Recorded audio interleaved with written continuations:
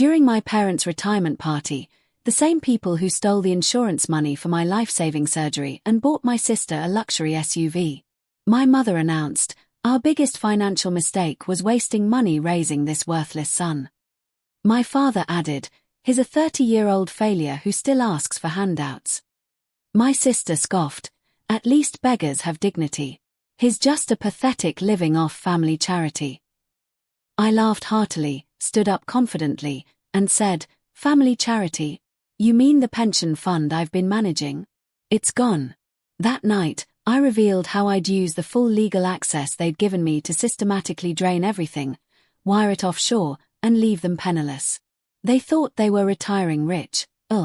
So yeah, I guess I should start by saying I'm not the type to post stuff like this, but I actually can't believe how wild my family went this weekend. And now I'm just sitting here eating a cold leftover burger and wondering if I'm going to get flamed for sharing this or if anyone's actually going to get why I did what I did. Anyway, here goes. This is not a karma grab or whatever. I just need to get it out. First, I need to explain the vibe at my parents' house lately because it's weird even for us. My folks Sherry and Silvio have always been not bad parents exactly, but definitely not. My sister Bella is 3 years younger, always their favorite, not even subtle about. She's the type who will tell you she's manifesting abundance on her stories while asking for gas money in the same breath, and I swear they eat it up. So the thing is, my parents are retiring. They planned this big house party, not even at a restaurant or anything, just the house, which is honestly a little run down. For how much they brag, but whatever, and invited half the family plus some neighbors. I show up and first thing I notice, Bella's new SUV is front and center in the driveway like it's the guest of honor. My old room is closed up. No explanation, just locked, which is new. And my dad barely looks up from his phone when I come in. Just grunts and tells me to grab drinks from the garage. Not like I was expecting a red carpet. But it's just odd. I got there early because Shia said they needed help setting up. But when I go into the kitchen, she's just standing there scrolling on her phone, barely talking to me. And the only thing she says is to check if Bella's vegan cheese is in the fridge. I try to make small talk, ask how she's feeling about the retirement thing, and she just shrugs and says she hopes I don't make a scene tonight, whatever that means. I just laugh it off, but it's weird. Party starts filling up. Uncle Tony, Aunt Loretta, a couple cousins, neighbors I barely know. Sherry's got some playlists going and she keeps telling everyone how Bella is about to level up her life now that she's got her new car and how retirement is all about enjoying what you build. Silvio just keeps topping off his glass and making these little digs every time I walk past. Like maybe you'll learn something about ambition, Heath. It's all just background noise. But I'm getting that old feeling in my stomach. The one where I know something's coming. I should say the reason things are tense is not just family.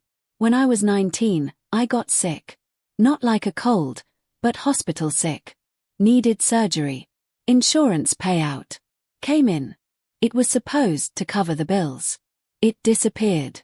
I'm not stupid. I asked about it and they said it was used for the family and I'd understand someday. Then a few months later, Bella's posting selfies with her new car and I'm eating ramen because I can't afford groceries after the bills.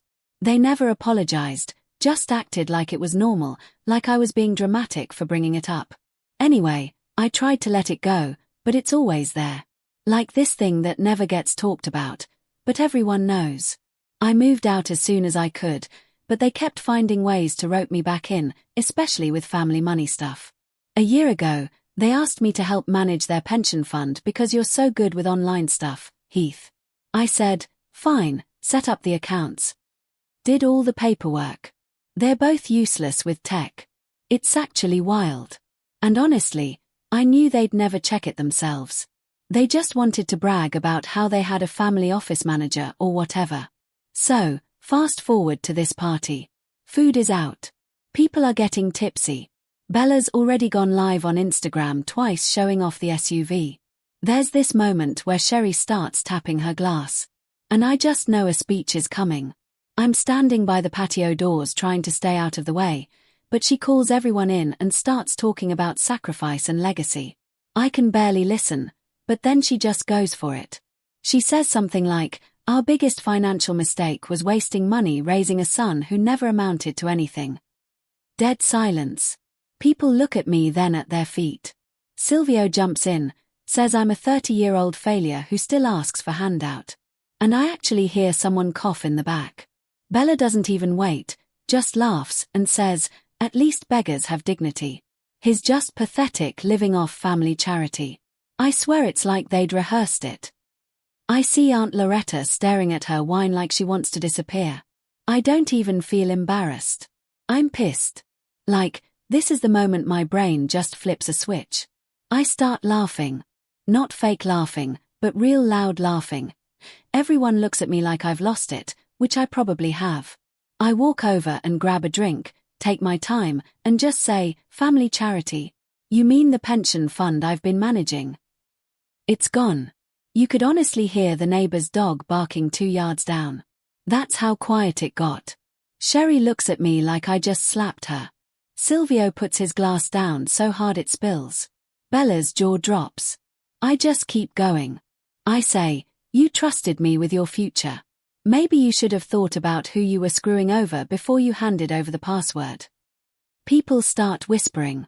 No one knows what to do. Uncle Tony tries to play it off. Says, "Heath's just joking, right?" But I look him dead in the eye and shake my head. Sherry starts yelling, first at me, then at Silvio, then at Bella, and then back at me. She actually tries to grab my arm, but I pull away. Silvio yells for everyone to get out, just yells it, and then Bella pushes past me and slams the bathroom door. I think someone dropped their phone trying to record it, but I honestly don't care. I walk out to the backyard, still holding my drink, and just stand there for a second. I can hear Shia crying inside. Silvio yelling about lawyers. Bella screaming at someone on her phone. I guess I should feel bad, but I don't. I feel like I finally did something that actually mattered for once. So, that's where I'm at. I didn't expect to nuke the party, but if they want to make me the villain, fine. I'll be the villain. Next steps. Honestly, I'm not sure yet. But I can tell you this. Nobody in that house is going to sleep easy tonight, and I'm just getting started. Should I keep updating? IDK if people care, but I've got receipts for days. Update 1. If you read my first post, you probably already know I went nuclear at my parents' retirement party and dropped the bomb about the pension fund. Figured I'd sleep like a baby after that. But nah. If anything, I should have known the real drama was just getting started. So, here's what went down after I nuked the vibe and walked out back with my drink. Honestly, I thought they'd all just stew and ignore me like usual, at least until the next family thing. But I way underestimated how fast these people can pivot from "we don't care about you" till "you ruined everything." I crashed on the guest bed. Still not sure why they let me. Maybe just habit. And got about 2 hours of sleep before I woke up to this weird wet-sounding knock on the door. Wasn't even daylight. Thought it was the cat at first, but it was Silvio pounding with the sight of his fist and yelling about how I needed to get up and fix what I'd done. I just ignored him at first, but after like 5 minutes, Sherry started in too, so I got up. Honestly, I half expected Bella to have left by then, but nope. She was in the kitchen scrolling on her phone, acting like nothing happened, but her eyes were red, and she kept sniffing in this way that made it sound like she was about to start a fight and a TikTok at the same time. I walk in and Silvio's already got his arms crossed standing by the fridge and Sherry is holding one of those old photo albums, probably hoping I'd get sentimental or something. She starts off with this whole speech about how I owe this family everything and how they only ever did their best and that I'm being ungrateful and selfish. I just sit down at the table and let her go. She opens the album and starts flipping through pages, pointing at pictures of me as a kid, saying stuff like, "You used to love your family, Heath. What happened?" And I just kind of stare at her. She pushes the album toward me and I push it right back. Silvio tries to play the tough guy, raising his voice and threatening to throw me out if I don't make this right. I ask him what he thinks right even means and he just repeats himself louder, like volume is going to make the money come back. He goes on about how I stole their future and how he's going to make some calls and fix this. I said he can call whoever he wants, but the accounts are locked down and they don't have access to anything without me. Bella looks up from her phone and says, "Maybe I'll finally be homeless like I threatened when I was 19. And I just ignore her. Sherry gets louder, asking if I'm really going to let them lose everything after all they did for me. I tell her straight up that all they did for me was steal from me when I was at my lowest, and she gets this look like she's going to hit me. Instead, she slams the album shut and pushes it off the table. Silvio slams the fridge door and storms out into the garage, which is basically his man cave, so I know he's not coming back soon. Bella finally makes eye contact and asks if I even care that I'm ruining lives. I tell her it's not my job to fix what they broke. She scoffs, calls me a parasite, and says I'll regret this. She grabs her keys and leaves, slamming the door. I hear her SUV peel out of the driveway. So now it's just me and Sherry. She sits there, not crying, just staring at me like she's waiting for me to crack. I don't. I pull out my phone and open up the banking app. Not going to say which, but you all know what the icon looks like. And I show her every transfer, every withdrawal, every password change. I scroll through and she keeps trying to catch me out like maybe I missed something. There's a magic undo button. There isn't. I tell her, you gave me full access. You signed off on every document. I didn't do anything illegal. You just didn't care enough to check. You trusted me because you thought I was weak. She gets up, walks over, and actually tries to slap me. I block her hand and stand up, too. She tells me I ruined her life, that I'll always be a disappointment, that nobody will ever love me. I tell her she can say whatever she wants, but she's still broke. She storms out and slams her bedroom door. I sit there for a minute just scrolling through my phone, catching my breath. I post a couple memes in a group chat with my friends just to do something normal. Then my phone starts blowing up. First, it is Aunt Loretta texting me, "Call me ASAP."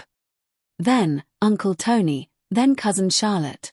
I don't answer any of it.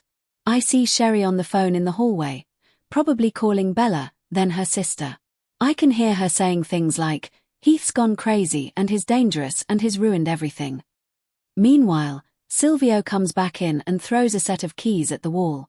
He says he's going to call the police. I tell him, go ahead. I'll wait.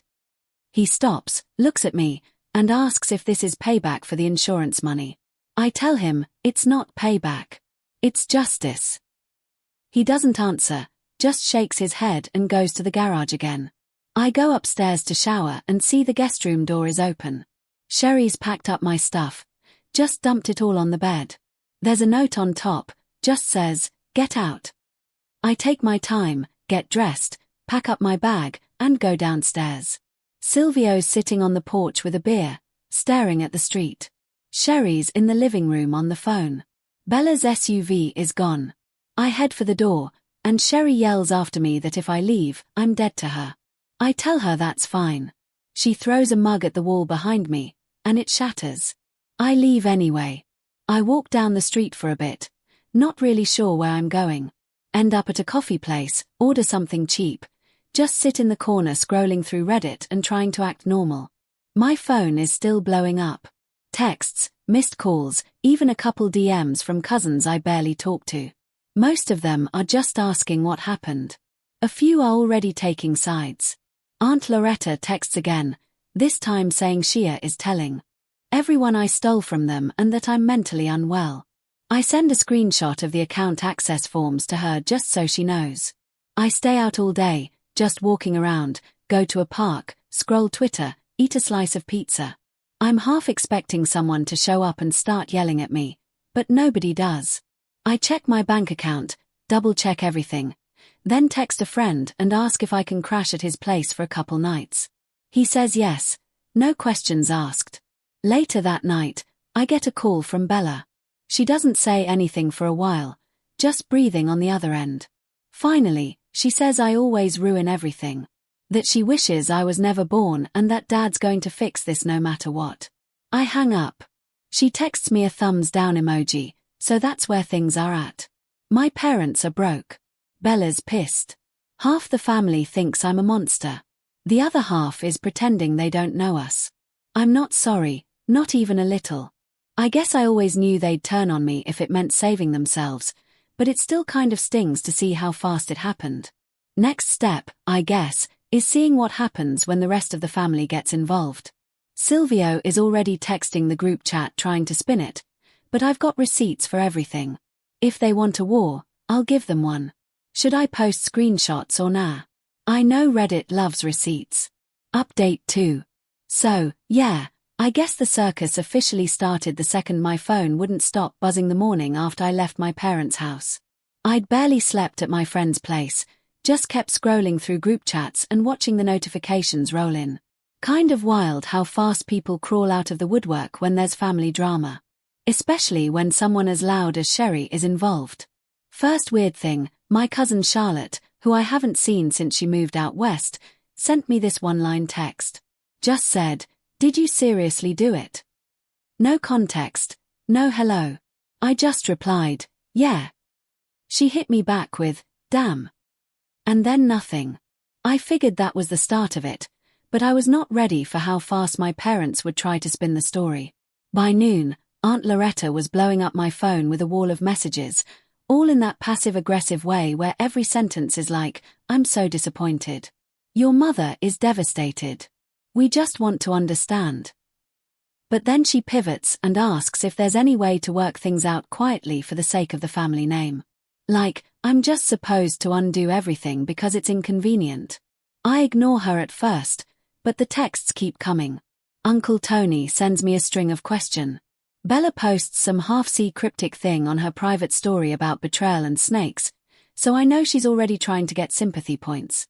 I check my feed and see my mom's got her Facebook set to feeling heartbroken, which is hilarious considering she's the one who threw the first punch. Figuratively and almost literally, there's a bunch of old neighbors commenting stuff like sending prayers and family is everything. And I just scroll past it. I don't even have half these people in my contacts. So, I decide to actually answer Charlotte since she at least asked a real question. I tell her everything straight up. No sugarcoating about their insurance money, the SUV, the pension fund, all of it. She just replies with, "Holy, they actually did that." And then, "Do you have proof?" So, I send her a few screenshots, not full docs or anything. Just enough to show I'm not making it up. Next thing I know, I'm getting calls from numbers I don't know, probably more relatives. I don't answer. I'm not about to plead my case to a bunch of people who only text on holidays. But now Sherry's calling me non-stop. And when I finally pick up, she's crying and yelling, switching between telling me I'm a monster and begging me to fix this before it gets worse. She says Silvio is not himself. And Bella can't stop crying. She tries to guilt-trip me with how hard they worked and how they just wanted the best for both kids. I tell her she can sell the SUV if she needs cash. She hangs up. Later, I get added to this big family group chat. Like 20 people, cousins, uncles, some I haven't even met. First message is from Silvio, all caps, saying, "Heath has lost his mind and is trying to destroy our family. Do not listen to him." Bella chimes in. Calls me a thief. Says, I manipulated everyone. I don't even bother at first. Just scroll and watch as people start picking sides. Half the chat goes dead silent. A few start asking what actually happened. One or two, shout out to Charlotte. Keep asking for proof. So, I drop a couple screenshots in the chat. Account access forms, some old texts where she literally admits to using my insurance money for the family. Nothing fake, nothing edited, just the receipts. I say, look, you wanted the truth. Here it is. Silence for a bit. Then, Aunt Loretta says, we shouldn't be airing dirty laundry in public. Uncle Tony asks if there's any way to reverse it. Bella starts spamming angry emoji. Shia leaves the chat. Silvio says I'm not his son anymore. Honestly, it's all just noise. After a while, I go get a sandwich and try to remember the last time any of them did anything for me that wasn't followed by a guilt trip or a request for money. I get another DM from Charlotte. This time saying she believes me, but warns me to watch my back because Sherry is calling everyone she knows. Trying to get sympathy and maybe even legal advice. I laugh because there's nothing illegal about what I did. They gave me the access. They signed off on everything. They just never thought I'd actually use it. Meanwhile, Bella posts another story. this time tagging a bunch of cousins and saying something about not all family is blood. I ignore it, but then I get a call from a cousin I barely know, asking if I can help him with some side project. People are wild. I say no, hang up, and mute the chat. By evening, I'm back at my friend's place and he asks if I'm okay. I tell him, yeah, but if my parents show up, don't let them in. He laws and says he's got my back. I check my phone again and see a bunch of missed calls from Sherry. She's bouncing between crying and threatening, depending on the hour. Silvio sends one last text, says if I don't fix this, he'll make sure everyone knows what kind of person I am. I reply, go for it. Next day, I wake up and see that the group chat is just people arguing now. Some saying I was always ungrateful, others saying Sherry and Silvio never treated me right. A couple asking for the full story. I don't answer. Just scroll and watch the chaos. Charlotte texts me again. Says she's going low contact with everyone. For a while. Can't blame her. Bella finally calls me and I answer just to get it over with. She's not even angry this time, just tired. Says I ruined everything. Says she's losing friends over. Asks if I'm happy now. I tell her I'm not happy, but I'm not sorry. She hangs up. So now Sherry and Silvio are basically cut off from half the family. Bella's social circle is shrinking and the house is probably going on the market soon. I know they're desperate because Sherry texts me one last time. Offers to forgive everything if I just return enough to help them keep their home. I don't reply. I send Charlotte another screenshot just so she knows I'm not caving. It's weird watching people you grew up with scramble when the mask slips. Nobody's swooping in to save them. And all those years of acting like I was the family's biggest burden. Now they're the ones on the outs. I'm not done. Not by a long shot. If they want to fight, they picked the wrong son. I'll update when the dust settles, but honestly, I don't think it ever will. Final update. So, I thought maybe after the group chat imploded and half the family blocked each other, things would cool off. But that's not how my family works. The thing about people like Shia and Silvio is they don't just stop. They double down until everyone else is as miserable as they are. It's been a couple weeks and it's honestly been the weirdest, most awkward stretch of time I've ever lived through. And I grew up in this circus. First weird moment, I start getting these random Facebook friend requests from people I went to high school, people I haven't thought about in over 10 years. Turns out Sherry is DMing everyone she can think of, trying to drum up sympathy or maybe hoping someone will shame me into changing my mind.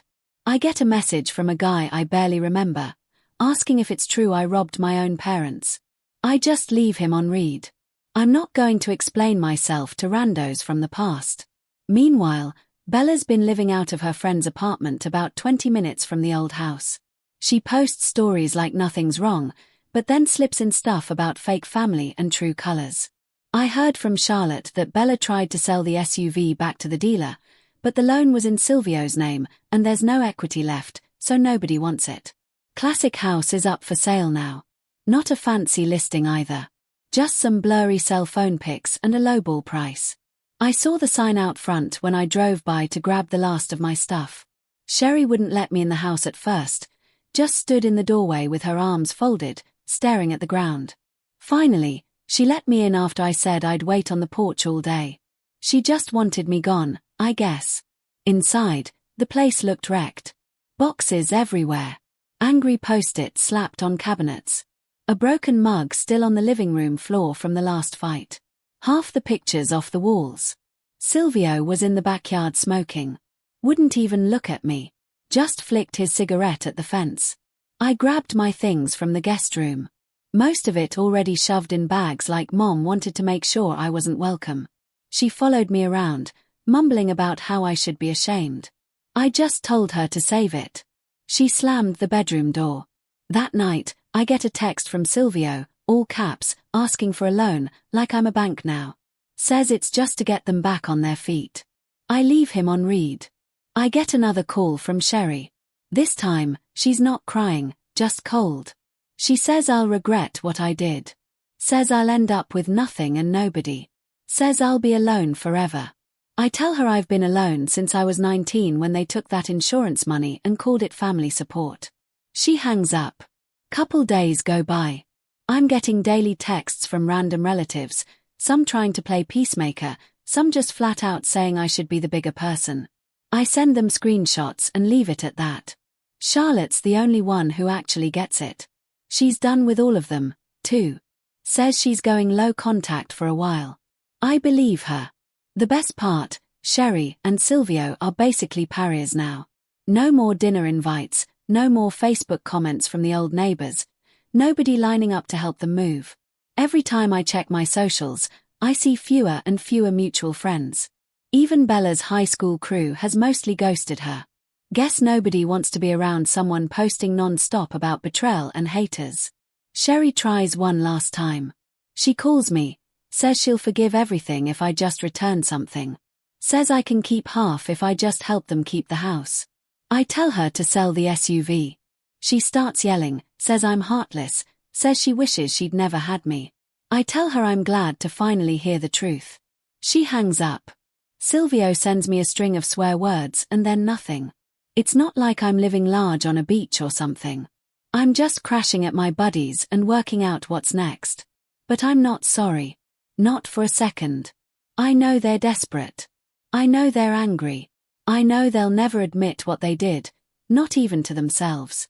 But I'm not their scapegoat anymore. I heard from Charlotte that Sherry's been telling everyone I'm mentally unstable, that I need help. I just send her a thumbs up emote. Let them talk. I've got receipts. I've got my own life now. Maybe not the perfect one, but at least it's mine. Funniest part, I keep thinking about that party. How they all looked so smug, so sure I'd just take it. How Bella couldn't even hide how happy she was about her new car. How Sherry and Silvio made their little speeches, thinking they were finally rid of their burden. Now look at them. No house, no money, no friends left who will pick up the phone.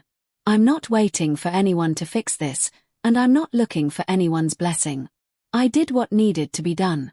I made sure nobody in that family will ever forget what it feels like to be powerless and ignored. And I'm not done living. Not by a long shot. If they want to rebuild, they can do it on their own time without me. So yeah, that's the fallout. Not a fairy tale, not a neat little bow. Just real life and real consequences. I guess that's what happens when you spend your whole life treating someone like a problem. You end up with a problem you can't solve. Anyway, thanks for reading. I'm logging off for a while. If you take anything from this, let it be this. Sometimes the only way to win is to stop playing their game. Peace.